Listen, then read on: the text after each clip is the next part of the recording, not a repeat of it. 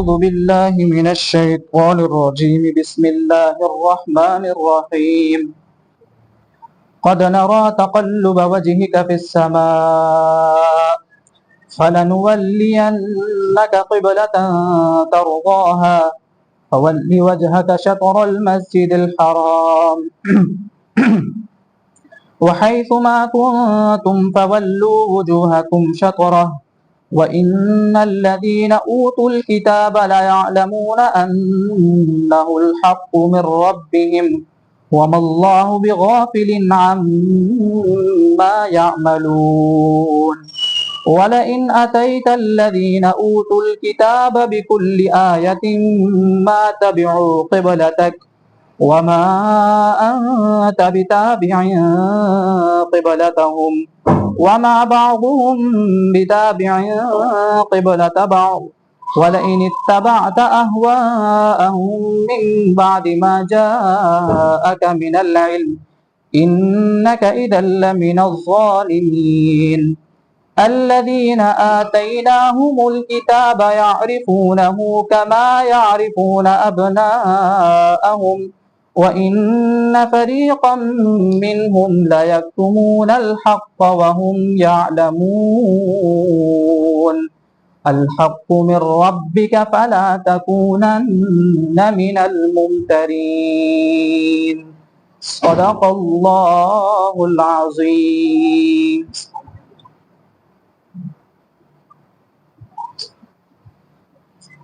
پچھلے جمعے کا درس کا خلاصہ یہ ہے ریحان بھائی اگر یاد ہو کہ آپ صلی اللہ علیہ وسلم جب تک مکۃ المکرمہ میں تھے تو مکۃ المکرمہ میں آپ علیہ الصلوۃ والسلام بیت اللہ کی طرف رخ کر کے نماز پڑھتے تھے، ٹھیک ہے؟ اور جب آپ علیہ الصلوۃ والسلام ہجرت فرما کر مدینہ منورہ تشریف لے آئے تو مدینہ منورہ آ جانے کے بعد کیونکہ یہود کو یہ پتا تھا کہ آخری نبی جو آئے گا وہ ذو القبلتین ہوں گے، یعنی دو قبلوں کی طرف رخ کر کے نماز پڑھیں گے، لہذا مدینہ منورہ آنے کے بعد آپ علیہ الصلوۃ والسلام کو حکم دیا گیا کہ آپ جو ہے مسجد اقصی بیت المقدس کی طرف رخ کر کے نماز پڑھیں۔ 16-17 مہینے آپ علیہ الصلوۃ والسلام نے اس طرف رخ کر کے نماز پڑھی، لیکن آپ علیہ الصلوۃ والسلام کی دل کے اندر کی چاہت کیا تھی؟ آپ صلی اللہ علیہ وسلم دل سے یہ چاہتے تھے کہ میرا جو قبلہ ہے وہ کیا ہو جائے، جو ابراہیم علیہ الصلوۃ والسلام کا قبلہ تھا، یعنی بیت اللہ میرا قبلہ ہو جائے، مسجد حرام کی طرف رخ کر کے میں کیا کروں، نماز پڑھوں۔ یہ آپ علیہ الصلوۃ والسلام کی اندر کی طبعی خواہش تھی۔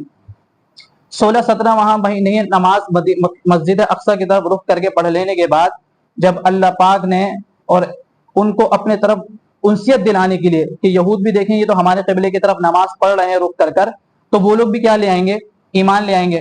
لیکن جب مایوسی ہو گئی، اللہ پاک نے آگے بتا دیا کہ آپ ان کے پاس سارے جہاں کے دلائل لا کر لگ دیں، یہ ضدی ہیں، یہ پھر بھی نہیں مانیں گے، یہ پھر بھی آپ کو نہیں مانیں گے اور اللہ کو نہیں مانیں گے، لہذا اب آپ کیا کریں، دوبارہ ہی مسجد کس کی طرف، مسجد حرام کی طرف رخ کر کے آپ کیا کرنے لگ جائیں، نماز پڑھنے لگ جائیں۔ اور آپ علیہ الصلوۃ والسلام کی چونکہ دل کے اندر کی خواہش تھی، آپ علیہ الصلوۃ والسلام اسی رخ کی طرف کیا کرنے لگ گئے، نماز پڑھنے لگ گئے۔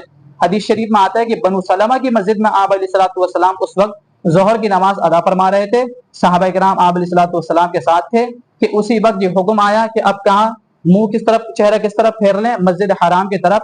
تو اسی وقت نماز کے اندر ہی کیا کرا، سب نے بیت اللہ کی طرف، کعبۃ اللہ کی طرف اپنا رخ کر لیا، چونکہ یہ ایک حکم تھا لہذا اس کی وجہ سے چلنا وہ ساری چیزیں بھی کیا ہو گئیں، جائز ہو گئیں، لہذا اسی وقت جو ہے بیت اللہ کی طرف رخ کیا اور آپ علیہ الصلوۃ والسلام کی دل کی وہ خواہش کیا ہو گئی، پوری ہو گئی۔ تو یہ پچھلے جمعے کا درس کا خلاصہ بھی تھا اور آج کے درس کا جو ہے سمجھے تھوڑا سا شان نزول تھا۔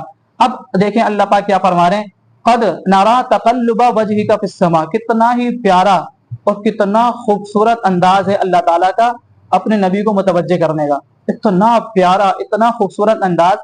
قد نرا تقلب وجهك في السماء، اے نبی جی ہم دیکھ رہے ہیں، ہم دیکھتے ہیں کس طریقے سے آپ بار بار اپنا چہرہ آسمان کی طرف اٹھا کے دیکھتے ہیں، اتنا پیار، کیسے ہی اللہ پاک کسی بھی طریقے سے فرما سکتے تھے لیکن اللہ نے انداز کیا اپنایا، اے نبی جی قد نرا تقلب وجهك في السماء، آپ کا بار بار آسمان کی طرف چہرہ کرنا اور بار بار آسمان کی طرف اپنا چہرہ اٹھا کر دیکھنا کہ میرا دل تو یہ چاہ رہا ہے کہ بیت اللہ کی طرف رخ ہو جائے، اور اب میں اٹھا کے سر دیکھ رہا ہوں کہ کب اللہ کی طرف سے وحی نازل ہو جائے اور اللہ یہ حکم فرما دے کہ آپ بیت اللہ ہی کی طرف رخ کر لیں کیونکہ آپ کی دل کی چاہت ہے۔ تو اے نبی جی ہم دیکھ رہے ہیں قد نرى تقلب وجهك في السماء کہ کس طریقے سے آپ کے چہرے کا پھرنا کس کی طرف؟ آسمان کی طرف بار بار پھر رہا ہے اے نبی جی ہم یہ دیکھ رہے ہیں۔ اللہ پاک جو ہے قرآن کریم میں کئی جگہ، یہ ایک جگہ نہیں ہے، قرآن کریم میں کئی جگہ اللہ تعالیٰ نے اپنے نبی علیہ الصلوۃ والسلام کو بہت سارے پیارے انداز میں جو ہے مخاطب فرمایا، بہت پیارے پیارے انداز میں۔ ایک جگہ اللہ نے فرمایا لعمرک، اے نبی جی آپ کی جان کی قسم، انہم، جب لوط علیہ الصلوۃ والسلام کی قوم کا تذکرہ اللہ پاک نے کیا تو وہاں اللہ نے فرمایا لعمرک، اے نبی جی آپ کی جان کی قسم، انہم لفی سکرتہم یعمہون، ان کی قوم تو بس گناہوں میں ہی پڑی ہوئی ہے، لعمرک آپ کی جان کی قسم۔ جب آپ علیہ الصلوۃ والسلام امت کے غم اور امت کے درد میں جو ہے بہت زیادہ کڑھنے لگ گئے، تکلیف میں آنے لگ گئے کہ یہ امت ایمان کیوں نہیں لا رہی، تو اللہ پاک نے جب دیکھا نبی اتنے پریشان ہو رہے ہیں اپنی امت کی خاطر کہ جان ہی نہ چلی جائے کہیں خدا نہ خواستہ، تو اللہ پاک نے فرمایا فَلَعَلَّكَ بَاخِعٌ نَفْسَكَ عَلَىٰ آثَارِهِمْ إِن لَّمْ يُؤْمِنُوا بِهَٰذَا الْحَدِيثِ أَسَفًا، کہ آپ اپنی جان دے دیں گے اگر یہ لوگ ایمان نہیں لائیں گے، آپ اپنی جان کھپا رہے ہیں ان کے پیچھے۔ یا ایھا المزمل قم اللیل الا قلیلا، اے نبی جی آپ تو پوری پوری رات کھڑے ہو کر نمازیں پڑھ رہے ہیں، پاؤں پر برم پڑ گئے، اتنی تکلیف، قم اللیل الا قلیلا نصفہ او انقص، تھوڑا کم کر دیں، آدھا کر دیں، آدھے سے تھوڑا بڑھا دیں، او زد علیہ، اس پہ تھوڑا اور بڑھا دیں، ورتل القرآن ترتیلا، قرآن کو بہترین انداز میں پڑھیں، لیکن تھوڑا جتنا آپ اپنے اوپر بوجھ دے رہے ہیں تھوڑا کم کر لیں۔ پھر یا ایھا المدثر، اے چادر میں لٹے ہوئے، قم فانذر، اڑ جائیں، کھڑے ہو جائیں، ڈرائیں لوگوں، کتنا پیارا پیارا انداز ہے۔ والضحیٰ، کہیں اللہ پاک فرما رہے ہیں آپ کے روشن چہرے کی قسم، واللیل اذا سجا، آپ کی زلفوں کی قسم۔ کس طریقے سے اللہ پاک اپنے پیارے نبی علیہ الصلوۃ والسلام کو پیارے پیارے انداز میں مخاطب فرما رہے ہیں۔ تو دیکھو اللہ پاک کو اپنے نبی محبوب الانبیاء، تمام انبیاء علیہ الصلوۃ والسلام میں اللہ تعالیٰ کو آپ علیہ الصلوۃ والسلام سب سے زیادہ پسند ہے۔ آپ علیہ الصلوۃ والسلام ہی کو نہ پیدا کرنا ہوتا تو کائناتی وجود میں بولو نہ آتی۔ جب دیکھو اللہ کے نبی صلی اللہ علیہ وسلم سے اللہ تعالیٰ کو اتنی محبت ہے تو جو آپ علیہ الصلوۃ والسلام کے طور طریقوں کے مطابق آپ کا امتی زندگی گزارے گا اللہ تعالیٰ کو اس سے کتنی محبت ہوگی۔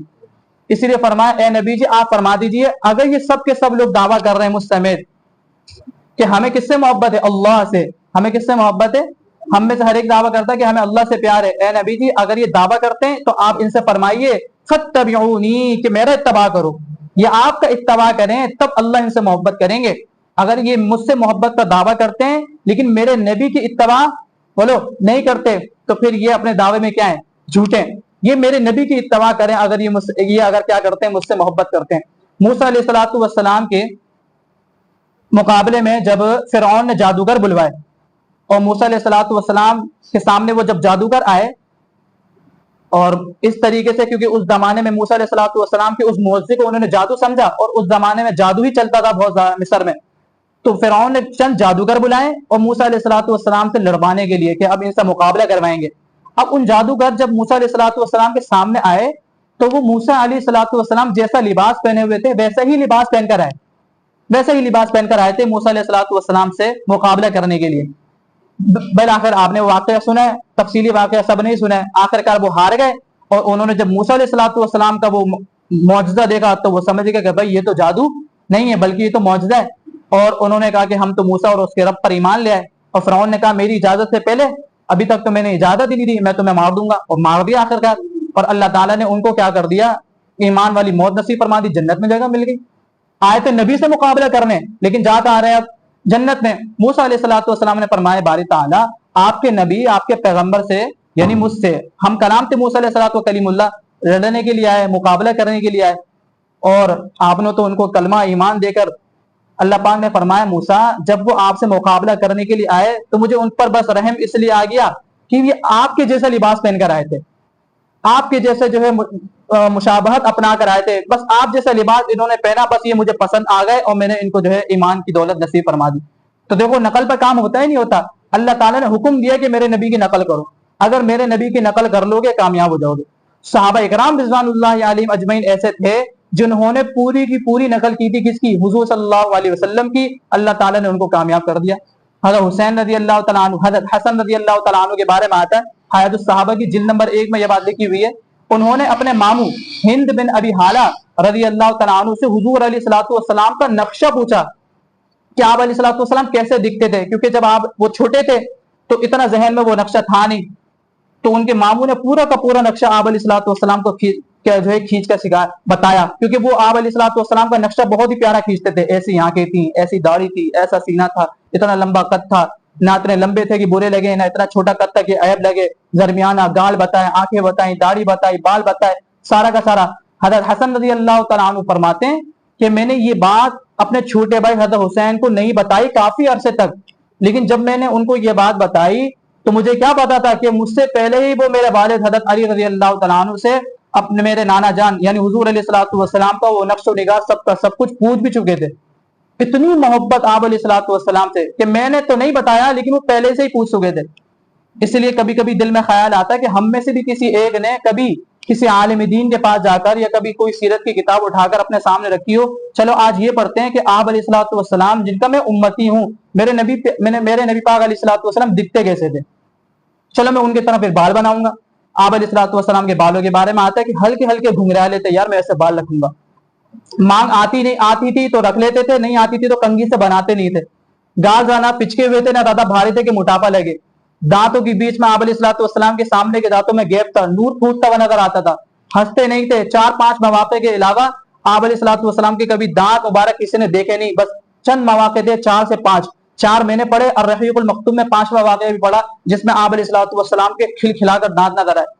چلتے کیسے تھے؟ زیادہ چھوٹے قدم نہیں لیتے تھے بلکہ درمیانہ اچھا قدم رکھتے تھے اور قدم کو جوڑ جوڑ کے رکھتے تھے. آپ علیہ الصلوۃ والسلام جب گفتگو کرتے تھے تو گفتگو کے دوران آپ صلی اللہ علیہ وسلم الفاظ کو چباتے نہیں تھے جیسے ہم لوگ چباتے ہیں. یا وہ بات سمجھ یا کہتے چباتے ہیں، تکبر کی علامت ہوتی ہے الفاظ کو چبا چبا کر بولنا. آپ علیہ الصلوۃ والسلام جب کسی سے بات فرماتے تھے الفاظ کو واضح کر کر کے بولتے تھے، صاف ستھرا. اگر مجمع زیادہ بیٹا ہوتا تھا تو ایک مرتبہ جو بات یہاں فرماتے تھے پھر یہیں فرماتے تھے، پھر یہیں دیکھ کے وہ بات فرماتے تھے تاکہ سارے کے سارے مجمع کو وہ بات اچھی طریقے سے سمجھ میں آئے. تو آپ علیہ الصلوۃ والسلام کی سیرت کو سمجھنا، سیرت کو یاد کرنا، سیرت کو پڑھنا جتنی زیادہ اجر کی بات ہے کہ کم از کم پتہ تو ہو. تو محبت کے درجے میں رہ کر، محبت کے اعلیٰ درجے میں رہ کر جب بندہ آپ علیہ الصلوۃ والسلام کی شان میں نعت پڑھتا ہے، پھر جب تفسیر سنتا ہے، قرآن سنتا ہے، پھر اس کو مزہ آتا ہے. اور ہم بحیثیت امتی ہونے کے آپ علیہ الصلوۃ والسلام کی کم از کم اتنی سیرت تو پتہ ہو کہ سر کے بالوں سے لے کر پاؤں کے ناخن تک پورا کا پورا ڈھل جائے حضور علیہ الصلوۃ والسلام کے طریقے سے. بہرحال یہ تو ایک ضمنی بات تھی. اللہ پاک فرما رہے ہیں قد نرى تقلب وجهك في السماء، تحقیق کہ ہم دیکھتے ہیں تقلب وجهك آپ کے چہرے کو پھیرنا، فی السماء آسمان کی طرف. کس لیے؟ کہ وہی نازل ہو جائے اور میرا قبلہ بیت المقدس سے کہاں چلے جائے؟ بولو بیت اللہ کی طرف. یہ آپ چاہ رہے ہیں. اللہ پاک نے فرمایا چلیں آپ کی فلنولینک قبلۃ ترضاها، ضرور بھی ضرور ہم آپ کو پھیر دیں گے قبلۃ اس قبلے کی طرف، ترضاها جس کو آپ پسند کرتے ہیں. ہم اس قبلے کی طرف آپ کو ضرور بھی ضرور کیا کر دیں گے؟ پھیر دیں گے جس کو آپ کیا کرتے ہیں؟ پسند کرتے ہیں. دیکھو اللہ پاک اپنے نبی کی خواہش کو پورا نہ کرے، ایسا ہو ہی نہیں سکتا. اللہ پاک نے فوراً فرمایا چلیں ابھی تو خوشخبری دی ہے نا، ابھی تو بتایا ہی ہے کہ پھیر دیں گے ضرور بھی ضرور. اللہ پاک فرما رہے ہیں فولی وجہک شطر المسجد الحرام، پس اب پھیر لیں اپنا چہرہ مسجد حرام کی طرف. اب آ گیا حکم، آپ بیت المقدس کی طرف رک کر کے نماز پڑھ رہے ہیں لیکن آپ کا دل یہیں اٹکا ہوا ہے نا بیت اللہ کی طرف. فولی وجہک شطر المسجد الحرام، چلیں اب آپ کیا کر لیں؟ مسجد حرام کی طرف اپنا چہرہ پھیر لیں. آگے فرمایا وحیث ما کنتم فولوا وجوہکم شطرا. امتیوں یہ حکم صرف نبی کے نہیں لیے، وحیث ما کنتم تم سب بھی جہاں کہیں بھی ہو، فولوا وجوہکم شطرا تم سارے بھی سارے اپنا چہرہ کہاں پھیرو؟ مسجد حرام کی طرف. اب دیکھو یہاں پہ اللہ پاک نے فرمایا فولی وجہک شطر المسجد الحرام، شطر المسجد الحرام. ڈائریکٹ یہ نہیں فرمایا کہ مسجد حرام کی طرف پھیر لو، بلکہ فرمایا شطر. شطر کے 2 معنی آتے ہیں جس میں سے ایک معنی آتا ہے سمت، ڈائریکشن، کہ مسجد حرام کی طرف نہیں بلکہ مسجد حرام کی ڈائریکشن کی طرف، اس کی سمت کی طرف اپنا رخ کر لو. عین مسجد حرام کی طرف رخ کرنا ضروری نہیں ہے کیونکہ یہ بہت مشکل ہے. ہاں البتہ جب آپ کعبۃ اللہ میں ہیں، حرم میں ہیں، بیت اللہ کی طرف، بیت اللہ میں آپ ہیں، تو اس وقت آپ کے لیے لازم ہے کہ آپ کس طرف رخ کرو گے؟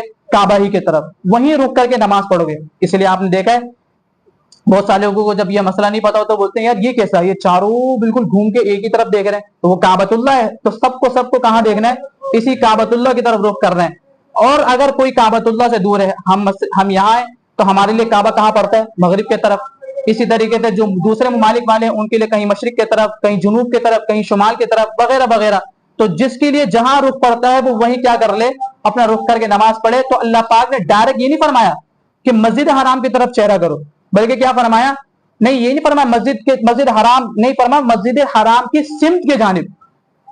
اب اگر اس میں سے 48 ڈگری تک کا آتا ہے نا, اگر اس میں 45 ڈگری تک, مفتی تقی اسماعیل صاحب نے معارف القرآن کے حاشیے میں یہ بات لکھی ہے کہ اگر کوئی ادھر بھی پھر جائے اور ادھر بھی پھر جائے تب بھی اس کی نماز کیا ہو جائے گی, ہو جائے گی. دیکھو کتنی آسانی کر دی اللہ تعالیٰ نے.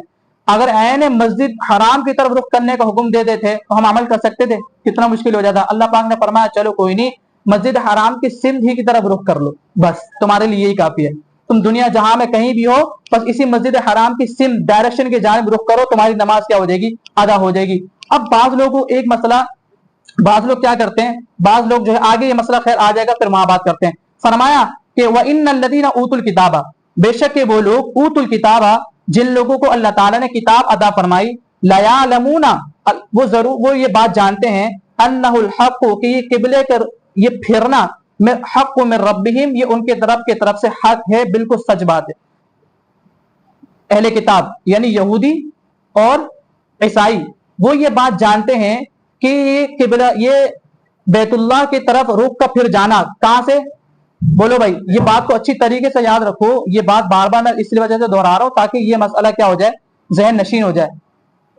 اہل کتاب یہود و نصارہ یہ بات اچھی طریقے سے جانتے ہیں کہ بیت المقدس سے رخ پھر جانا کس کی طرف, بیت اللہ کی طرف, یہ کیا ہے, حق ہے ان کے رب کی طرف سے. جانتے ہیں وہ کتاب تورات میں انجیل میں کیا کر چکے ہیں, اس کو پڑھ چکے ہیں, یہ بات جانتے ہیں وہ لوگ, لیکن پھر بھی کیا نہیں کر رہے, ظاہر نہیں کر رہے.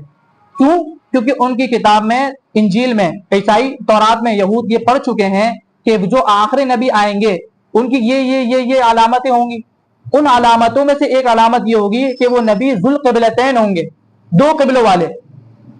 تو آپ علیہ الصلوۃ والسلام مکہ المکرمہ میں پہلے بیت اللہ کی طرف رخ کر کے نماز پڑھتے تھے.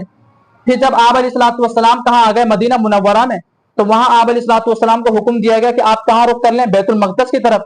پھر آپ علیہ الصلوۃ والسلام کی دلی خواہش کی وجہ سے آپ کو دوبارہ حکم دیا گیا کہ اب آپ کہاں رخ کر لیں, دوبارہ بیت اللہ کی طرف. تو یہ ساری کی ساری باتیں یہ اہل کتاب کیا کرتے ہیں, جانتے ہیں, لیکن پھر بھی کیا کر رہے ہیں, چھپاتے ہیں. وَمَا اللَّهُ بِغَافِلٍ عَمَّا يَعْمَلُونَ, اور اللہ تعالیٰ غافل نہیں ہے ان لوگوں سے جو کچھ وہ کرتے ہیں. وَلَئِنْ أَتَيْتَ الَّذِينَ أُوتُوا الْكِتَابَ, اور اگر آپ لے آئے ان لوگوں کے لیے جن کو کتاب عطا کی گئی, جن کو کتاب دی گئی, بِكُلِّ آیَةٍ, ساری کے سارے دلائل, جن لوگوں کو اہل کتاب کے لیے اگر آپ سارے کے سارے دلائل اکٹھا کر کے لے آئے, مَا تَبِعُوا قِبْلَتَكَ, پھر بھی آپ کے قبلے کی پیروی نہیں کریں گے.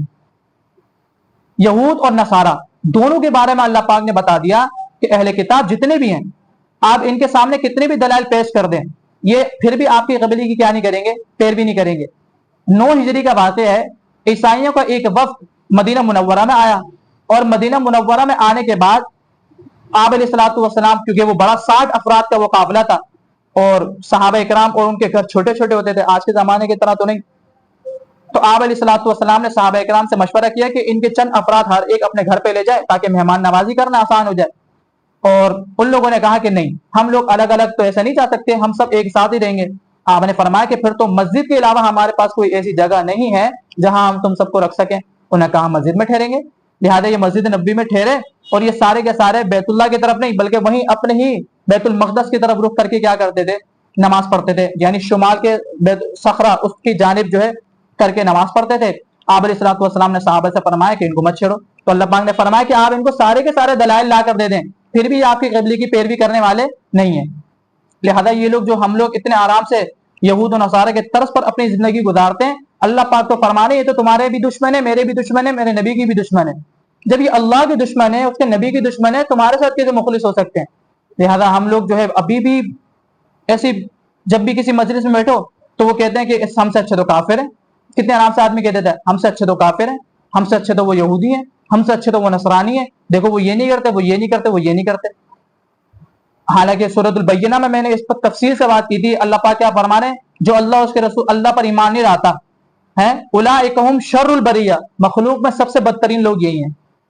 ہاں البتہ آپ یہ کہہ سکتے ہو کہ جو اچھائیاں مسلمانوں میں ہونی چاہیے تھی, ملاوٹ نہ کرنا, 2 نمبری نہ کرنا, وہ اچھائیاں ان لوگوں نے لے لی.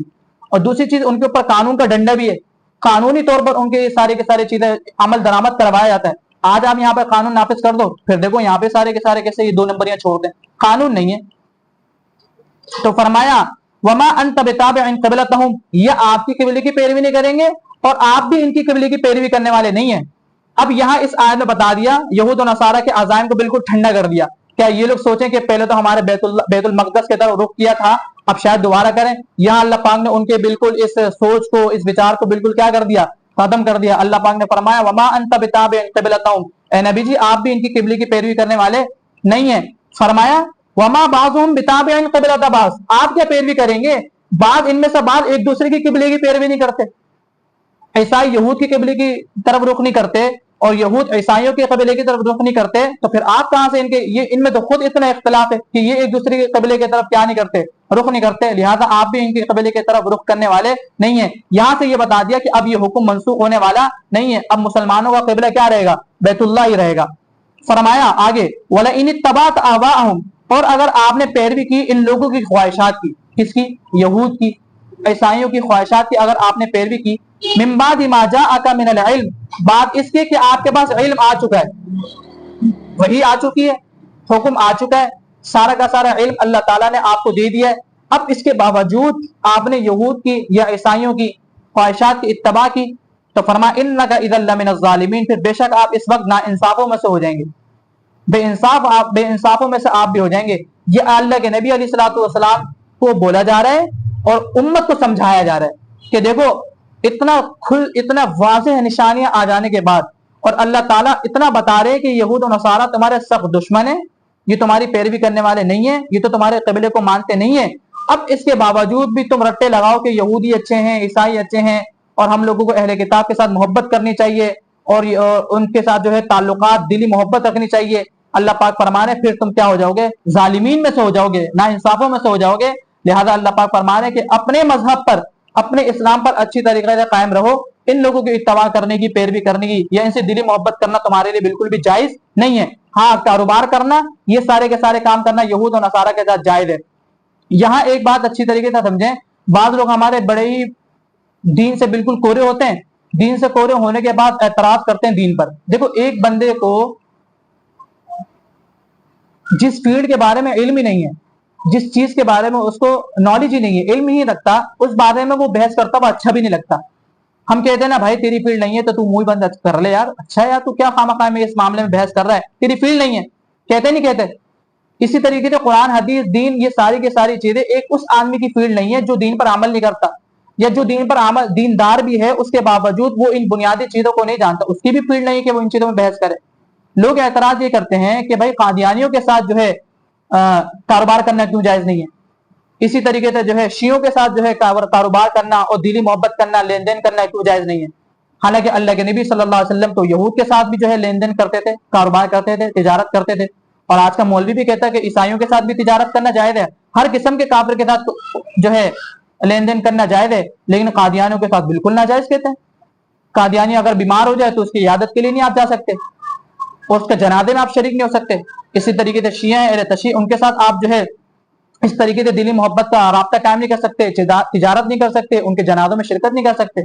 یاد رکھیں یہ آسان سا فارمولا ہے، اس بات کو ہمیشہ ہمیشہ یاد رکھنے کے لیے کہ جو کافر اپنے آپ کو کافر ہی کہتا ہے، جو کافر اپنے آپ کو غیر مسلم ہی مانتا ہے، یہودی اپنے آپ کو یہودی کہتا ہے، عیسائی اپنے آپ کو کیا کہتا ہے، عیسائی ہی کہتا ہے، وہ اپنے مذہب پر کیا کرتا ہے، فخر کرتا ہے، ہندو اپنے آپ کو ہندو ہی کہتا ہے، تو جو غیر مسلم اپنے آپ کو غیر مسلم ہی مانتا ہے، ایسے لوگوں کے ساتھ کاروبار کرنا، تجارت کرنا، ہر قسم کی چیز کیا ہوتی ہے، جائز ہوتی ہے۔ آپ کریں ان کے ساتھ دلی محبت رکھنا، ان کے ساتھ بھی کیا نہیں ہے، جائز نہیں ہے۔ لیکن جو آدمی ہے تو کافر لیکن اپنے آپ کو کیا کہتا ہے، مسلمان کہتا ہے، اور مسلمانوں کی صف میں گھسنے کی کوشش کرتا ہے، عقائد رکھتا ہے کافرانہ، لیکن اپنے آپ کو ثابت کیا کرتا ہے، مسلمان، اور کہتا ہے کہ ہم مسلمان ہیں۔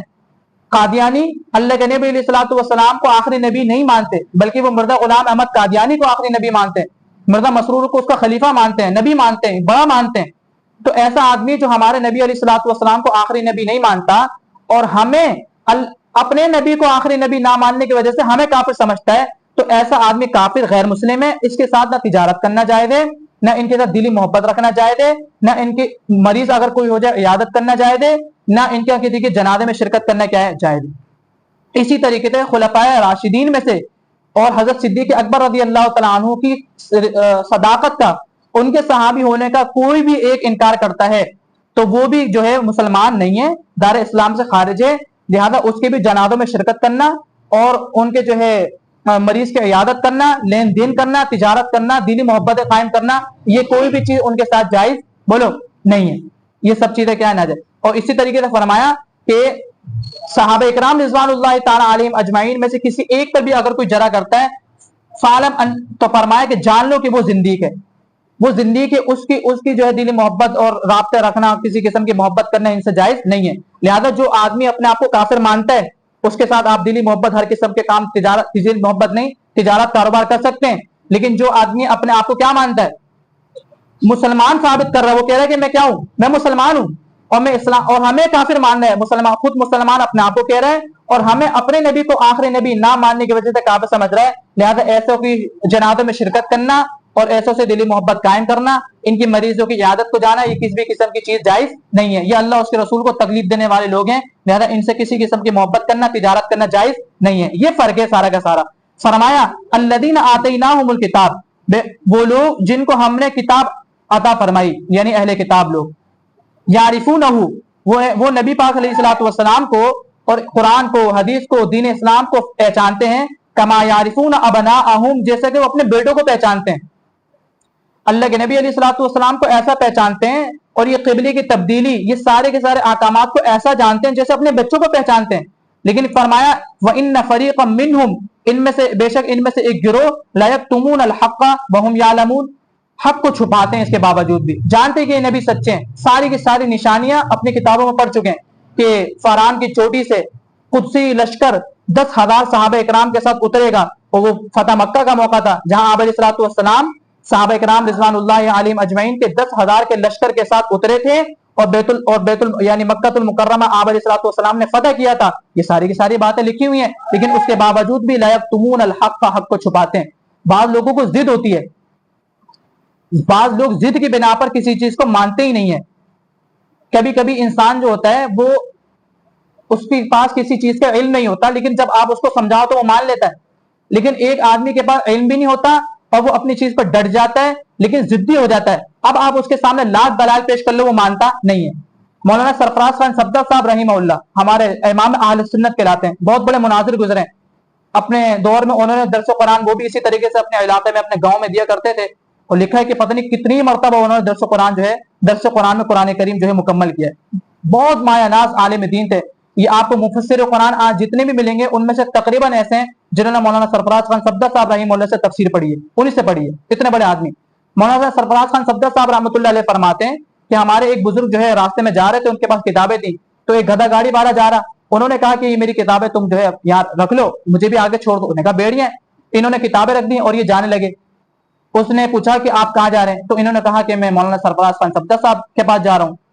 انہوں نے کہا کہ اس کے پاس تو مت جاؤ. نے کہا کیوں؟ کیا وہ بدعتی ہے؟ وہ تو کلمے کو نہیں مانتا. انہوں نے کہا اچھا یار وہ تو مانتے ہیں، تو کلمہ پڑھتے ہیں. کہا نہیں، وہ تو معراج کو بھی نہیں مانتا. اللہ کے نبی علیہ الصلوۃ والسلام کو معراج ہوئی تھی، وہ تو اس کا انکار کرتا ہے. تو مولانا وہ فرماتے ہیں مولانا سرفراز خان صفدر صاحب رحمہ اللہ کہ ان بزرگ کے پاس اس وقت جو ہے میری کتاب تھی ضوء السراج فی تحقیق المعراج، معراج کی تحقیق کے اوپر جو مولانا سرفراز خان صفدر صاحب رحمہ اللہ نے کتاب لکھی تھی وہ ان کے پاس موجود تھی. انہوں نے وہ کتاب اٹھائی، اس کو کہا یہ دیکھ، معراج کے تحقیق جسے اس بزرگ نے کی ہے کسی اور نے کی ہے؟ جو لوگ ہر وقت معراج کا جب دن آتا ہے ہر مسجد میں لاؤڈ اسپیکر کھول کے معراج کو بیان کرتے ہیں، دیکھو اس کتاب میں ایسی معراج بیان ہوئی ہے. یہ تو معراج کو مانتے ہیں. تو کہا یار، تو نے کہا اس نے توبہ کر لی کہ یار مجھے کو تو جھوٹ بتایا گیا آج کل کہ یہ فلاں لوگ درود کو نہیں مانتے، یہ فلاں لوگ جو ہے کیا کہتے ہیں سلام کو نہیں مانتے، یہ فلاں لوگ جو ہے نبی علیہ الصلوۃ والسلام کی معراج کو نہیں مانتے، یہ فلاں لوگ یہ نہیں مانتے، یہ نہیں مانتے، یہ نہیں مانتے. ان لوگوں کو یہی گائیڈ کیا گیا ہے کہ یہ فلاں ایسے ہیں، ان کے عقیدے یہ ہیں. حالانکہ جب وہ قریب آتے ہیں اور ان کے جب ہمارے عقائد ان کے سامنے پیش کیے جاتے ہیں تو وہ بولتے ہیں یار یہ تو بالکل صحیح ہے. تو نوجوانوں کا ایسا دماغ خراب کیا جاتا ہے، ضد پر اڑ جاتے ہیں، ضدی ہو جاتے ہیں کہ نہیں ماننا تو بس نہیں ماننا. تو ضد کا کوئی علاج نہیں ہے. تو فرمایا یہ لوگ تو حق جاننے کے باوجود بھی ضد کی بنا پر کیا کرتے ہیں؟ پیچھے ہٹ جاتے ہیں. اللہ فرمایا وہم یعلمون، حالانکہ یہ لوگ جانتے ہیں الحق من ربک، کہ حق جو ہے آپ کے پروردگار کی طرف سے. فلا تکونن من الممترین، بس آپ ہرگز نہ ہو جائیے گا شک کرنے والوں میں سے. کیا مطلب؟ یہود اب کہیں گے الٹی سیدھی بات ہے کہ کیا ہو رہا ہے، کبھی بیت المقدس، کبھی بیت اللہ، کبھی بیت المقدس، کبھی بیت اللہ. یار یہ سمجھ میں نہیں آ رہا، یہ دین کیسا ہے، یہ دین کیسا ہے سمجھ میں نہیں آ رہا یار. یہ تو عجیب بات ہے. کبھی یار ایک اگر دین حق ہے ایک قبلے پر رہو نا، یہ کیا بدلے جا رہے ہو؟ اللہ فرمانے کہ یہ بڑی باتیں کریں گے، فلا تکونن من الممترین، آپ شک کرنے والوں میں سے نہ ہوئیے گا. بتاؤ اللہ کے نبی علیہ الصلوۃ والسلام کبھی شک کر سکتے تھے؟ امت کو سکھایا جا رہا ہے کہ شک مت کرنا. آج کے دور کا ملحدین، آج کے دور کے ملحدین بھی قرآن کریم کی انہی چیزوں سے باریکیوں میں پڑھتے ہیں اور شک میں مبتلا ہو جاتے ہیں، اور جو ہے ان کا شک بھی ضد کی بنا پر ہوتا ہے، اور لا علم کی بنیاد پر جو ہے دہریے بن جاتے ہیں اور اسلام سے ہی ہاتھ دھو کر بیٹھ جاتے ہیں. اسلام سے ہی ہاتھ دھو کر بیٹھ جاتے ہیں، قرآن کریم کی ایسی ایسی چیزوں پر شک کرتے ہیں، اور آخرکار قرآن کریم کا تو اللہ نے فرمایا اس کے ذریعے سے اللہ بہت سارے لوگوں کو ہدایت دیتا ہے، اسی کے ذریعے سے اللہ تعالیٰ بہت سارے لوگوں کو کیا کر دیتا ہے، گمراہ کر دیتا ہے.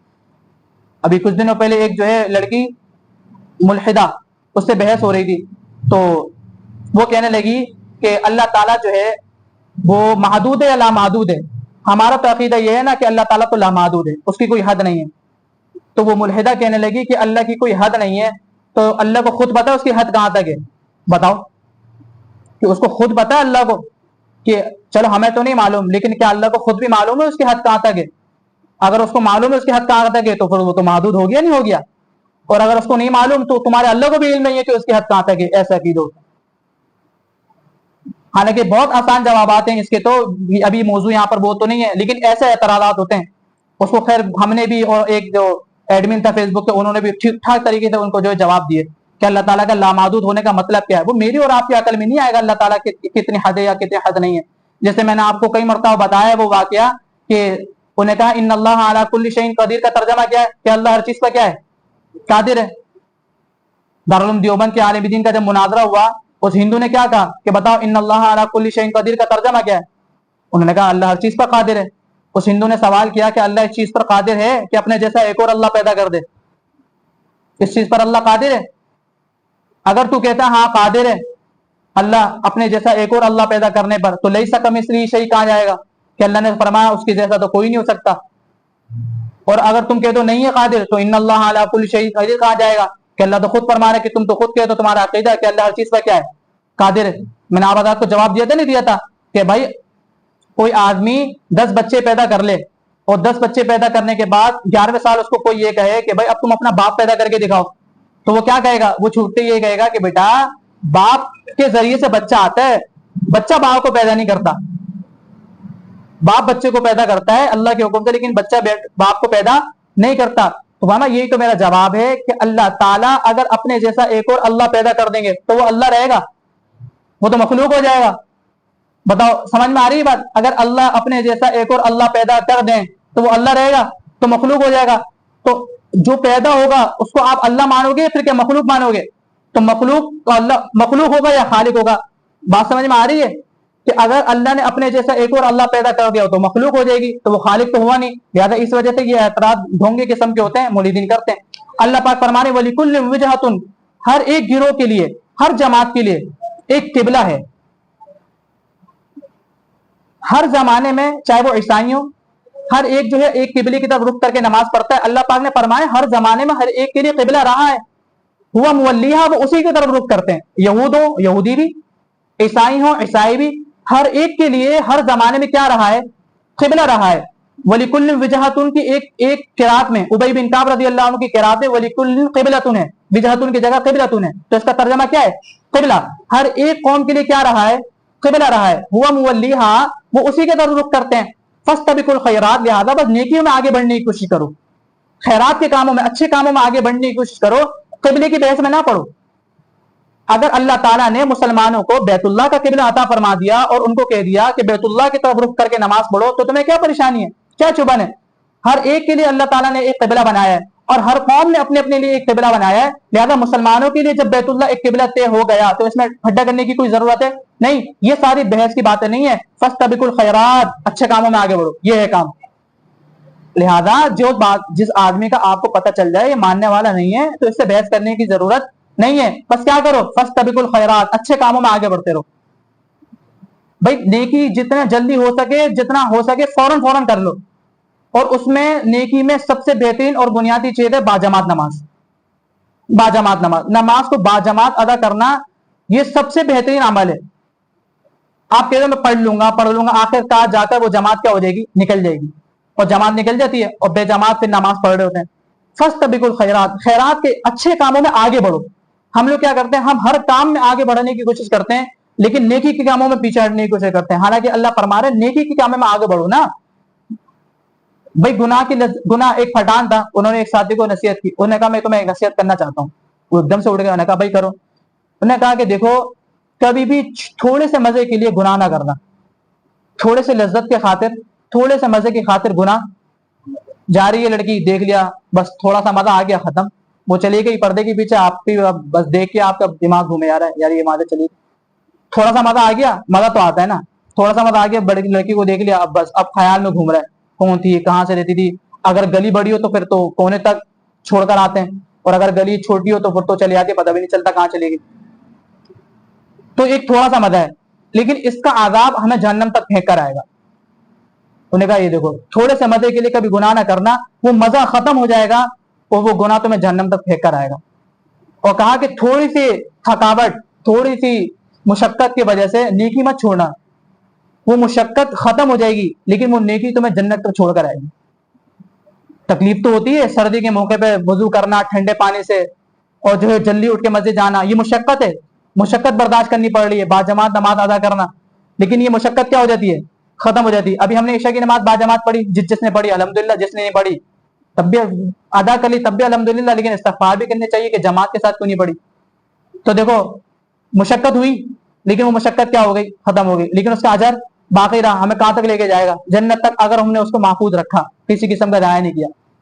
तो देखो फस्तबिकुल खैरात, अच्छे कामों में क्या करना चाहिए, आगे बढ़ना चाहिए। अच्छे कामों में अपने आप को जैसे ही मौका मिल जाए नेकी करने का, फौरन नेकी कर लेनी चाहिए, नेकी के काम में देर नहीं करनी चाहिए। लिहाजा जिन पर ज़कात फर्ज हो जाए, कोई और उज़र ना हो, ज़कात फौरन दे देनी चाहिए। हज फर्ज हो जाए तो ऐसा तो है कि बाद में भी कर लो, लेकिन फौरन कर लो, पता नहीं जिंदगी मिले ना मिले, जिंदगी वफा करे ना करे। फरमाया ऐनमा तकुनु याति बिकुमुल्लाहु जमिया, तुम सब कहीं जहां कहीं भी हो, अल्लाह तुम सबको इकट्ठा कर लेगा कल क़यामत के दिन मैदान हशर में। इन्नल्लाह अला कुल्लि शैइन क़दीर, अल्लाह ताला हर चीज पर कादिर है। अब यहां से एक बात समझ लो, यहां से पिछले जो आयतें थी कि आप जहां भी निकलो कहां रुख करो, मस्जिद हराम की तरफ, अब वही आयतें दोबारा लौटाई जा रही हैं, वही आयतें। तो पहली बात, पहले जो आयतें आई थी कि आप जहां भी निकले कहां रुख करें, मस्जिद हराम की तरफ, वो था इसलिए कि जब सफर हजर में हो, मुकीम हो, तो मुकीम हो तब भी कहां करना है, मस्जिद हराम की तरफ। लेकिन जब आप सफर में निकलोगे, अब सहाबा या कोई समझे कि यार सफर में शायद कहीं भी रुक कर सकते हैं, लिहाजा फरमाया वमिन हैतु खरजता, अब ए नबी जी आप जब भी कहीं निकले, फवल्ली वजहका शतर मस्जिद हराम, सफर में निकले तब भी मस्जिद हराम की तरफ रुख करना है। लिहाजा ये जो हमारे लोग ट्रेन में सफर करते हैं, ये मसला सुन लें, जो लोग ट्रेन में सफर करते हैं, मामूली से उज़र पे आप जब तक आपके ऊपर खड़े होने की ताकत है, आप ट्रेन में भी बैठ के नमाज बोलो नहीं पढ़ सकते, ट्रेन में भी बैठ के नमाज नहीं पढ़ सकते।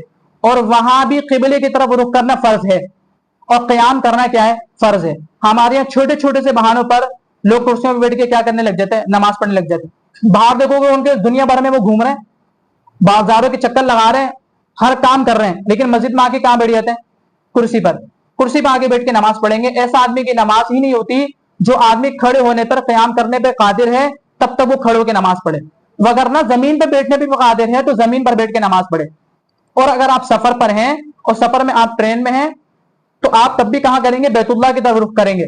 और यहां तक कि उलमा ने लिखा अगर वो किबले से फिर जाए तो आप भी फिर के फिर दोबारा किबले की तरफ रुख करो, दोबारा आप ही उसी नमाज की हालत में क्या हो जाओ, किबले की तरफ रुख करके क्या करो, नमाज पढ़ लो। अलबत्ता इतनी मजबूरी आ जाए कि अब बिल्कुल मौका ही ना हो सके कि आप किबले की तरफ से रुख दे सको, लिहाजा उस वक्त तो फिर आप उसी तरीके से नमाज पढ़ो। लेकिन ट्रेन में हो, जहां भी हो, जब तक आप खड़े होने पर कादिर हो, तो खड़े होकर क्या करनी पड़ेगी, आपको नमाज पढ़नी पड़ेगी। तो यहां से दोबारा वही आयतें लौट के आई, तो ये सफर की हैं। फरमाया व इन्नहु लल-हक़्क़ु मिन रब्बिक, ये किबले की तब्दीली, ये सब के सब आपके रब की तरफ से क्या है, बिल्कुल हक और सच है। वमल्लाहु बिगाफिलिन अम्मा तामलून, और अल्लाह ताला गाफिल नहीं है उन चीजों से जो ये करते हैं। वमिन हैतु खरजा, अब दोबारा वही आयत आ गई, लिहाजा आप समझते हैं क्या बार बार वही हुक्म दिया जा रहा है, अब दोबारा वो आयत दोबारा आ गई, वमिन हैतु खरजता, और जहां कहीं भी ए नबी जी आप जाएं, फवल्ली वजहका शतर मस्जिद हराम, मस्जिद हराम ही की तरफ रुख करें। इस आयत से उलमा फरमाते हैं कि अब इस आयत के जरिए से हुक्म क्या हो गया, सहाबा इकराम को और उम्मत को यह समझाना था, अब बैतुल्लाह का हुक्म कभी भी चेंज نہیں ہوگا. تو بالکل تاکید لانے کے لیے دوبارہ حکم کیا کیا گیا, دوبارہ آیت کو مقرر لایا گیا کہ اب بیت اللہ کا حکم کبھی بھی منسوخ نہیں ہوگا. جتنے منسوخ ہونے والے احکامات ہیں ان میں سے سب سے پہلا حکم یہ ہے جو منسوخ ہوا, یعنی بیت المقدس سے بیت اللہ کی طرف. صحابہ کرام کو بار بار اور امت کو بتلانے کے لیے کہ ہم یہ جو بار بار آیتیں لا رہے ہیں, لہٰذا یہ آخری آیت اللہ پاک کیوں لائے, تاکہ اب پتہ چل جائے کہ بیت اللہ اب چینج نہیں ہوگا. فولی وجھا کا شطر المسجد الحرام, اب کہاں کرو, سفر میں ہو, حضر میں ہو, مقیم ہو, کہیں بھی ہو, کیا کرنا ہے, مسجد حرام کی سمت کی طرف رخ کرنا ہے. یار یہ تو نبی کو فرما رہے, اللہ پاک نے فرمایا وحیثما کنتم, تم سب کے سب بھی جہاں بھی ہو, اے امتیوں اگر تم لوگ بھی جہاں پر بھی ہو, فولوا وجوہکم شطرا, تم بھی سب کے سب کہاں رخ کرو, مسجد حرام کی سمت کی طرف, چاہے سفر میں ہو چاہے حضر میں ہو, کہیں بھی ہو. لئلا یکون للناس علیکم حجہ, یہ اس لیے اللہ تعالیٰ نے فرمایا تاکہ کوئی تمہارے اوپر جو ہے اعتراض نہ کر سکے, کوئی تمہارے اوپر کیا نہ کر سکے, اعتراض نہ کر سکے. لہذا تم اب کہاں رخ کرنا, بیت اللہ کی طرف رخ کر کے نماز پڑھنا جہاں بھی ہو. الا الذین ظلموا منہم, مگر وہ لوگ جو ظالم ہیں, جو ظالم ہیں, ناانصاف لوگ ہیں, ان میں سے وہ لوگ تو بکواس کریں گے, کچھ بھی کر لو آپ. فلا تخشوا, مجھ سے مت ڈرو, بخشونی, مجھ سے ڈرو. اعتراض کرنے والے تو اعتراض کیا کرتے رہیں گے, ان کا کام کیا ہے, صرف اعتراض کرنا. معترضین کا کام کیا ہوتا ہے, محض اعتراض کرنا. اللہ پاک فرمائے ان کے اعتراض سے بالکل نہ ڈرو. بخشونی, مجھ سے ڈرو. ولیتم نعمتی, تاکہ میں اپنی نعمتیں تم پر کیا کر دوں, پوری کر دوں. دیکھو بیت اللہ تمہیں دے دیا, نبی اپنا عطا فرما دیا, اور بھی بہت ساری نعمتیں دینی ہے, تو تم پر اپنی نعمتیں کیا کر دوں, پوری کر دوں. ولعلکم تہتدون, اور شاید تم راہ پا جاؤ. کما ارسلنا فیکم رسولا, جیسا کہ میں نے تم میں رسول بھیجا, تم ہی میں سے میں نے ایک رسول بھیجا. تمہارے طرح انسان ہے, تمہارے طرح بشر ہیں, لیکن درجے میں تمہارے جیسا نہیں ہے. درجے میں تو وہ سب سے اعلی ہے. اگر اللہ کے بعد کسی کا درجہ ہے تو وہ نبی علیہ الصلوۃ والسلام کا درجہ ہے. لیکن بھیجے میں نے کس میں سے ہیں, تم ہی میں سے بھیجے ہیں. تم ان کو جانتے ہو, تمہارا سامنے ان کا بچپن گزرا ہے, تمہارے سامنے وہ جوان ہو کے بوڑھے ہو گئے. اب جب وہ کہہ رہے ہیں میں نبی ہوں, تو تم ان کی بات کو نہیں مان رہے. حالانکہ تم تو کہتے تھے وہ تو سچے ہیں, امین ہیں, صادق ہیں, سب مانتے تھے. لیکن جیسے ہی نبوت مل گئی, اب تم ان کا انکار کر رہے ہو. فرمایا تم ہی میں سے تو ہیں. یتلو علیکم آیاتنا, ہماری آیتیں تم پر پڑھ پڑھ کے سناتے ہیں. اس کی تفسیر میں نے پہلے بھی کر دی ہے کہ قرآن کریم کی آیات تلاوت کر کر کے سناتے ہیں. وَيُزَكِّيكُمْ, تمہارا تزکیہ نفس کرتے ہیں. اللہ جب ان کی صحبت میں تم بیٹھتے ہو تو تمہارا تزکیہ نفس کرتے ہیں, اندر کی غلاظتوں کو دور کرتے ہیں. محض باطن محض ظاہر کا بنانا یا ظاہر علوم کا حاصل کرنا صرف اصل نہیں ہے, بلکہ اس کے بعد جب تمہارے سامنے تلاوت کرتے ہیں, اب اس تلاوت کی عملی اور نبوی کیفیت حاصل کرنے کے لیے تمہارا تزکیہ نفس بھی کرتے ہیں, تمہارے اندر کو بھی صاف کرتے ہیں, تکبر مٹاتے ہیں, حسد مٹاتے ہیں, بغض کی گندگی مٹاتے ہیں, کینہ مٹاتے ہیں, اللہ کی محبت پیدا کرتے ہیں, اپنے نبی اپنی محبت پیدا کرتے ہیں. فرمائے وَيُعَلِّمُكُمُ الْكِتَابَ, اور تم کو کتاب بھی سکھلاتے ہیں. یہ قرآن کریم اتنی آسان نہیں ہے کہ ہر کوئی اٹھا کے اس کو پڑھنے لگ جائے, اور ہر کوئی اس کا ترجمہ کرنے لگ جائے, اور ہر کوئی اس کی تفسیر کرنے لگ جائے. اللہ پاک فرما رہے ہیں کہ میں نے نبی تم کو کتاب سکھاتے ہیں. دیکھو اللہ کے نبی علیہ الصلوۃ والسلام کے سامنے جو مجمع تھا وہ کون تھا, اجمی. سارے کے سارے عربی تھے, عربی جانتے تھے, لیکن پھر بھی اللہ کے نبی علیہ الصلوۃ والسلام ان کو قرآن کریم پڑھ پڑھ کے سکھاتے تھے کہ ایسے پڑھو, یہ کرنا ہے, اس کا یہ مطلب ہے, اس آیت کا یہ مطلب ہے. والحکمہ, حدیث بھی بتاتے ہیں, اچھی اچھی باتیں بتاتے ہیں. اللہ کے نبی علیہ الصلوۃ والسلام نے فرمایا جس کے دل میں تکبر ہوگا وہ جنت میں نہیں جائے گا. لہٰذا تکبر کو دور کرنے کی ضرورت ہے, اپنے اندر سے تکبر کو مٹاؤ. اب یہ تکبر کیسے دور ہوگا, فرمایا حاجی حکیم شاختہ صاحب رحمہ اللہ فرمایا کرتے تھے اخلاص اللہ والوں کی صحبت کے بغیر انسان کے اندر کبھی بھی پیدا نہیں ہو سکتا. اخلاص اور مٹنا, عاجزی اللہ والوں کی صحبت کے بغیر انسان کے اندر کبھی بھی نہیں آ سکتی. لہٰذا یہ جو اعتراض کرتے ہیں کہ اللہ کے نبی علیہ الصلوۃ والسلام کے زمانے میں تو یہ چلے نہیں ہوا کرتے تھے اور یہ ضربیں نہیں ہوا کرتی تھی. ٹھیک ہے, اللہ کے نبی علیہ الصلوۃ والسلام کے زمانے میں ضرورت ہی نہیں تھی. جو اللہ کے نبی علیہ الصلوۃ والسلام کی صحبت میں بیٹھتا تھا صاحب نسبت ہو جاتا تھا, ضرورت ہی نہیں پڑتی تھی. لیکن جیسے جیسے بہت آتا گیا زمانے میں, تو مشائخ اور عظام نے اسی قرآن حدیث کی روشنی میں جس چیز کو امت کے نافع سمجھا, اچھا سمجھا, اس میں جو ہے امت کو جو ہے فائدہ سمجھا, اس کو جو ہے ترتیب کو جاری کر دیا. آپ کو پتہ ہے خواجہ معین الدین چشتی رحمہ اللہ ہندوستان میں سب سے پہلے خانقاہی نظام اور قدم رکھنے والے خواجہ معین الدین چشتی رحمہ اللہ تھے. اور ان کی برکت سے ہندوستان میں جو رخ بدلا, کیونکہ تاتاریوں نے سارے کے سارے عالم کو جو ہے اپنے لپیٹے میں لے لیا تھا, ہر ایک کو جو ہے برباد کر چکے تھے. صرف ایک ہندوستان کی زمین تھی جو بچی ہوئی تھی, اور یہاں پر آ کر مشائخ علماء اپنے جو ہے آ کر بیٹھتے تھے اور یہاں پر علم کو پھیلاتے تھے اور تصوف کے میدان کو یہاں سے عام کیا. خواجہ معین الدین چشتی رحمہ اللہ اس مرکز پہ آئے اور ہندوستان پر آگے انہوں نے جو ہے تصوف کے نظام کو جو ہے بڑھایا.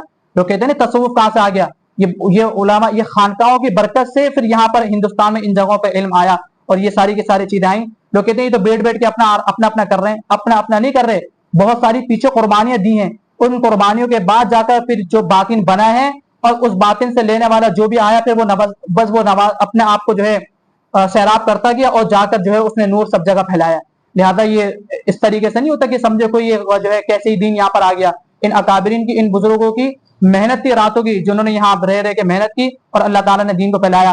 وَيُعَلِّمُكُم مَّا لَمْ تَكُونُوا تَعْلَمُونَ، اور تم کو وہ کچھ سکھلایا جو تم نہیں جانتے تھے. آگے اللہ نے فرمایا فَاذْكُرُونِی، مجھے یاد کرو، اذکرکم، میں تمہیں یاد کروں گا، وَاشْکُرُوا لِی، میرا شکر ادا کرو، وَلَا تَکْفُرُوا، ناشکری نہ کرو. کتنی عجیب بات ہے، اللہ فرما رہے مجھے یاد کرو تب میں یاد کروں گا. کیا مطلب؟ جب ہم اللہ کو یاد نہیں کریں گے تو کیا اللہ ہمیں یاد نہیں کرتے؟ مولانا اشرف علی تھانوی صاحب رحمہ اللہ اس کا بڑا پیارا ترجمہ کرتے ہیں، فرماتے ہیں فَاذْکُرُونِی، تم مجھے یاد کرو اطاعت کے ساتھ، اذکرکم، میں تمہیں یاد کروں گا عنایت کے ساتھ. تم میری اطاعت کر کے مجھے یاد کرو، پھر دیکھو میں تمہیں کیسے یاد کرتا ہوں.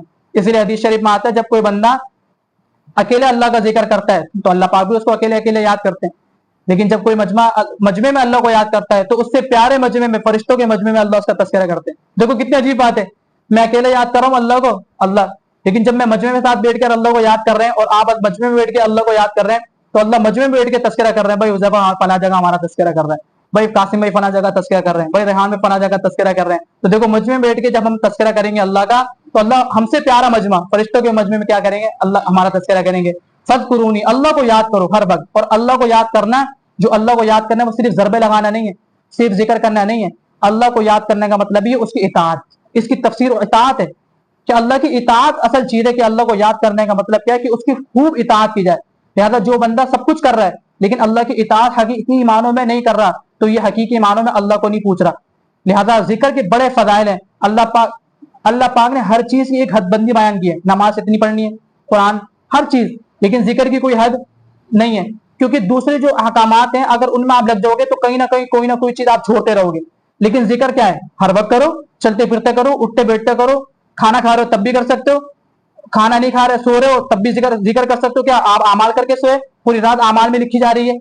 عورت کھانا پکا رہی ہیں، عورتیں تب بھی ذکر کر سکتی ہیں. آج عورتیں جو ہے موبائل میں ٹی وی ڈرامہ دیکھتے ہوئے کھانا بناتی ہیں، روٹیاں بناتی ہیں، سالن پکاتی ہیں. جب یہ بچہ کھانا کھائے گا تو یہ بھی وہ ڈراموں کے طرح ڈرامہ ہی کر رہا ہوگا، پھر بھی ناچ رہا ہی ہوگا، یہ بھی گانے گا رہا ہوگا. کیونکہ ماں نے جو روٹی بنائی ہے وہ کیا جذبات لے کر بنائی ہے؟ گانوں کے جذبات لے کر بنائی ہے. یہی ماں تلاوت کر کے، ذکر کر کے اگر روٹی پکا دی تو بتاؤ اس بچے کے اندر اس کے اثرات جاتے نہیں جاتے؟ مولانا الیاس رحمۃ اللہ علیہ، وہ آپ سب جانتے نہیں جانتے؟ مولانا الیاس رحمۃ اللہ علیہ ایسے مولانا الیاس بن گئے. مولانا الیاس رحمۃ اللہ علیہ کے والدہ کے آپ نے وظائف دیکھے، کتنے بڑے بڑے وظائف کرتی تھی. 10,000 مرتبہ درود شریف، 10,000 مرتبہ اس میں ذات کا ذکر، 5,000 مرتبہ لا الہ الا اللہ کی ضربیں، 200 مرتبہ لا الہ الا انت سبحانک انی کنت من الظالمین کی تسبیحات، سبحان اللہ، الحمدللہ، اتنی اعمال وہ دن کے ان کے روزانہ کے اعمال تھے. اور روزانہ چلتے پھرتے گھر والے کام کاج کے ساتھ 15 20 بھی قرآن کی تلاوت کر لیا کرتے تھے. تب مولانا الیاس رحمۃ اللہ علیہ جیسا بندہ پیدا ہوا ہے جن کو دیکھ کے ان کی نانی فرمایا کرتی تھی کہ الیاس تیرے اندر سے مجھے صحابہ کی خوشبو آتی ہے. وہ شیخ الہند محمود الحسن صاحب رحمہ اللہ فرمایا کرتے تھے الیاس کو جب بھی دیکھتا ہوں مجھے صحابہ کی یاد آتی ہے. تو یہ پیچھے قربانی ہوتی ہیں ماں باپ کی. نیک آج والدہ جو ہے وہ نیک بننے کے لیے تیار نہیں ہے، بچے چاہ رہے ہیں حسن حسین جیسے ہمارے کو مل جائیں. خود علی فاطمہ جیسے بننے کے لیے تیار نہیں ہے، بچے حسن حسین جیسے چاہ رہے ہیں. ماں باپ جتنا اپنے آپ کو نیکی میں ڈھالیں گے اولاد اسی کے بدر نیک ہوگی. لیکن ماں باپ بھی نیک بننا نہیں چاہ رہے. ہاں عنایت ہے اللہ کی، ماں باپ جیسے بھی اللہ عطا فرما دے. چور کے گھر میں اللہ عبد القادر جیلانی کو پیدا کر دے، یہ مشکل نہیں ہے، لیکن قانون یہی ہے کہ اللہ پاک جیسے جیسے اوپر سے لڑی چلے گی. آج والدین نماز کا وقت ہوتا ہے نماز کے لیے نہیں اٹھتے، اب بچوں کو چاہتے ہیں کہ بچہ ہمارے حکم مانے. ابے بھائی جب آپ نے اپنے بڑے کے حکم کا نہیں مانا اللہ کا، لہذا یہ بھی آپ نے بڑے کا حکم نہیں مانے گا. یہ مکافات عمل ہے، اللہ ایسے بدل دیں گے. جب آپ اپنے بڑے کی نہیں سنو گے تو یہ چھوٹا آپ کی نہیں سنے گا. تو یہ سارا کا سارا معاملہ چلتا رہے گا. آپ جتنا اللہ کے احکامات پر زندگی گزارتے رہو گے آپ کا چھوٹا بھی آپ کے جو ہے حکموں کو مانتا رہے گا. اور اگر آپ بھی گناہگاروں والی اور بے گانی زندگی جیتے رہو گے تو ایسے ہی ہوتا رہے گا. اس لیے فرمایا فذکرونی، اللہ کو حال میں یاد کرو. دیکھو جمعے جیسا فریضہ ہے، حج کے فریضے کے بعد بھی اللہ نے فرمایا اللہ کو یاد کرو. جمعے کا کتنا بڑا فریضہ ہے، جمعہ ادا کر لینے کے بعد بھی اللہ نے فرمایا فذکر اللہ، اللہ کو یاد کرو، اللہ کا ذکر کرو. ہر حال میں کثرت کے ساتھ اللہ کا ذکر کیا ہے؟ مطلوب ہے. ہر حال میں اللہ کو یاد کرنا. اور جو آدمی ہر وقت ہر آن گھڑی اپنے دل میں اللہ کو یاد کرتا رہتا ہے تو اللہ کی ذات اور اللہ تعالیٰ بھی ہر وقت ہر آن ہر گھڑی اس کے طرف متوجہ رہتے ہیں.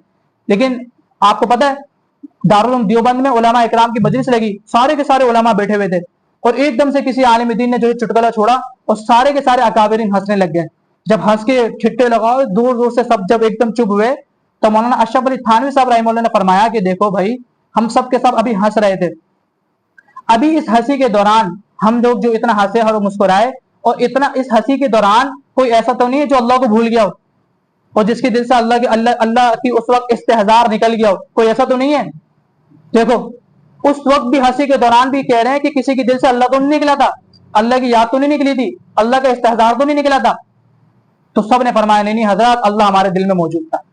तो ये जिक्र हर वक्त, हर आन हर घड़ी आपको अल्लाह ताला को याद दिलाए रखता है कि भाई एक है तुझे पालने वाला, एक है तुझे जो है रोजी देने वाला। मसलुल लज़ी यज़कुरु रब्बहु वल्लज़ी ला यज़कुरु रब्बहु मसलुल हय्य वल मय्यित। जो अल्लाह का जिक्र नहीं करता ये तो मुर्दा है, और जो अल्लाह का जिक्र करता है ये जिंदा है। जिक्र के इतने फज़ाइल अहादीस में वारिद हुए हैं। बाद जगह तो उलमा ने फरमाया जिहाद से भी अफजल है जिक्र करना, क्योंकि जिहाद का एक वक्त मुकर्रर है, उस वक्त जिहाद किया जाता है, लेकिन जिक्र तो हर आन हर घड़ी की इबादत है। लिहाजा अल्लाह ने कई जगह फरमाया फ़ज़्कुरुल्लाह ज़िक्रन कसीरा। जिक्र की जब बात आ जाती है अल्लाह फरमाता है कसरत के साथ जिक्र करो। आपको पता है हदीस शरीफ में आता है, जब एक बंदा जन्नती, नीचे वाला जन्नती एक जन्नती से पूछेगा कि खुशबू कहाँ से आ रही है, वो कहेगा तेरे से ऊपर वाले जन्नती ने करवट ली है, उसकी करवट की बरकत से ये खुशबू फैली है। वो कहेगा यार करता क्या था, वो कहेगा दुनिया में तुझसे एक मरतबा सुभान अल्लाह ज्यादा कहा था, बस एक मरतबा तुझसे सुभान अल्लाह ज्यादा कहा था, अल्लाह ने उसको यह मकाम दिया। आज मौका है, जितनी करेंसी जमा करनी करेंसी जमा कर लें, कल कयामत के दिन ये काम आना है, ये सुभान अल्लाह, ये दुरूद शरीफ, ये जिक्रुल्लाह, ये कुरान की तिलावत, ये नवाफिल, ये फराइज, ये जो है अदब आदाब, ये दर्स कुरान की मजलिसें, ये जिक्र की मजलिसें, दुरूद शरीफ की मजलिसें, ये जिक्र की महाफिल, ये सारी की सारी चीजें काम आने वाली करेंसी हैं। कहीं ऐसा ना हो कल क़यामत के दिन मामला, आपने सुना नहीं एक नेकी से क्या हो जाएगा, ये क्यों वाक़ियत हमें क्यों बताया गया, ये इसलिए तो बताया गया कि आखिरत में एक नेकी से भी रह जाओगे।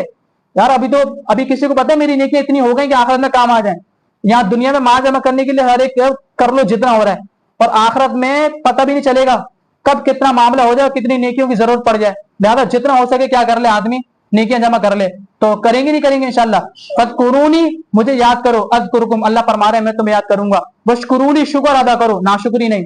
हर जबान पे जिससे भी उठाए, खास तौर पे औरतों में ये बस पता है, बस यही है, बस हमें हमारा ही घर मिला था अल्लाह को, भाई यही हो रहा है, क्या बताएं, अभी तो बहुत परेशान है, अभी तो ये हो रहा है, अब ये नहीं है, अब वो नहीं है, अब फला नहीं है, हम ढिंगा नहीं है। नाशुक्री वला तकफुरून, अल्लाह फरमा रहे नाशुक्री ना करो, हर हान हर घड़ी अल्लाह ताला का शुक्र अदा करो। माल में बढ़ोतरी चाहते हो, कसरत चाहते हो कि अल्लाह ताला खूब नवाजे, शुक्र अदा करो। लेकिन चाहते हो सब कुछ छीन ले अल्लाह, बस नाशुक्री शुरू कर दो, सब कुछ होते हुए भी अल्लाह सब कुछ खत्म कर देंगे और रोड पे आगे बैठे होगे। सिर्फ क्या काम करो, शुरू करना है, नाशुक्री अल्लाह की शुरू कर दो। अल्लाह ताला हम सबको, अल्लाह ताला अपना जिक्र करने की और जो है शुक्र अदा करने की तौफीक नसीब फरमाए। वाखिर दावाना अल्हम्दुलिल्लाहि रब्बिल आलमीन। जिक्र कर लो।